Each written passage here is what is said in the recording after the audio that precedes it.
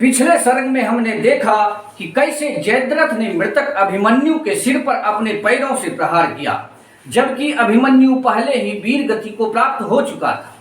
इस सर्ग में हम देखेंगे कि कैसे भगवान कृष्ण अर्जुन को जयद्रथ मारने की प्रतिज्ञा के लिए प्रेरित किया। बिना समय बर्बाद किए हम शुरू करते हैं, लेकिन आपसे एक अनुरोध है, आप चैनल को लाइक और सब्सक्राइब करें।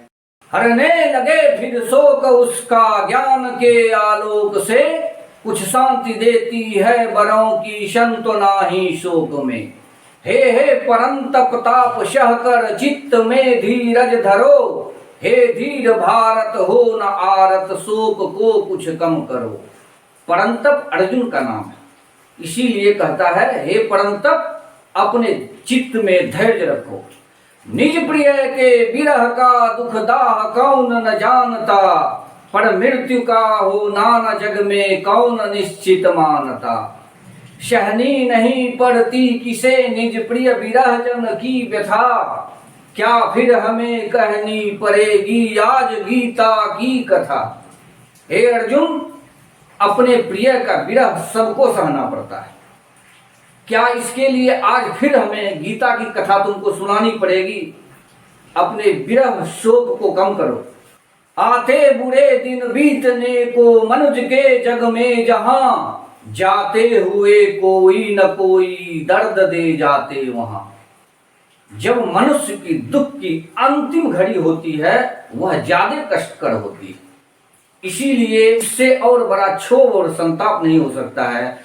अब तुम्हारे सुखद के पल आने वाले हैं, इसलिए अब निश्चय तुम्हारे उदय का आरंभ है। होगा कहो इससे बड़ा यह तो दुखों का खंभ है। जिस ज्ञान के बल से हमेशा धैर्य तुम धरते रहे, जिस ज्ञान के बल से अनेकों विपद तुम हरते रहे।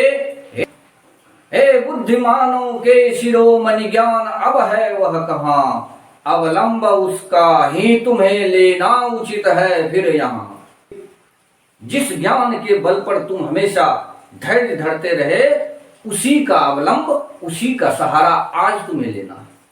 रण में मरण है क्षत्रियों को स्वर्ग देता है सदा, पर कौन ऐसा विश्व में जीता रहे जो सर्वदा। हे वीर देखो तो तुम्हें यूं देख कर रोते हुए, सब हंस रहे हैं शत्रुजन मन में खुशी होते हुए। तुम्हारा इस तरह व्याकुल होना सब शत्रु को सुखद प्रदान कर रहा है। क्या इस महा अपमान का तुमको न कुछ भी ध्यान है, क्या ज्ञानियों को भी विपद में त्याग देता ज्ञान है।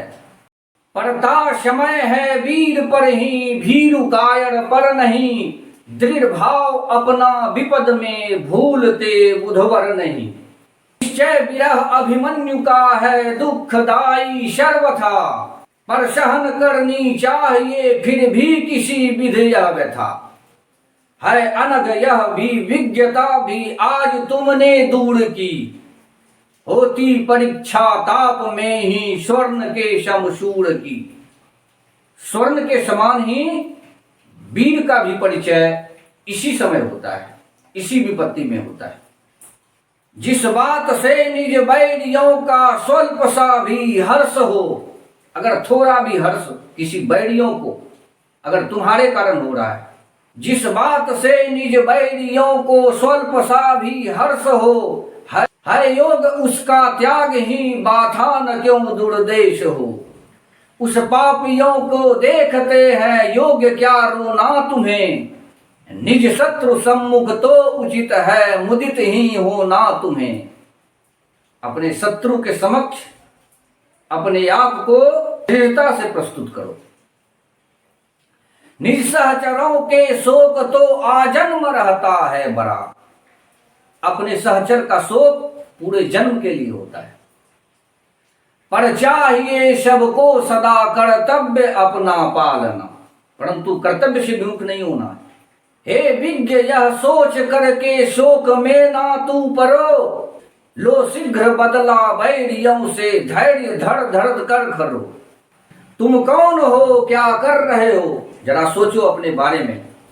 तुम कौन हो, क्या कर रहे हो, क्या तुम्हारा कर्म है, कैसी समय कैसी दशा, कैसा तुम्हारा धर्म है।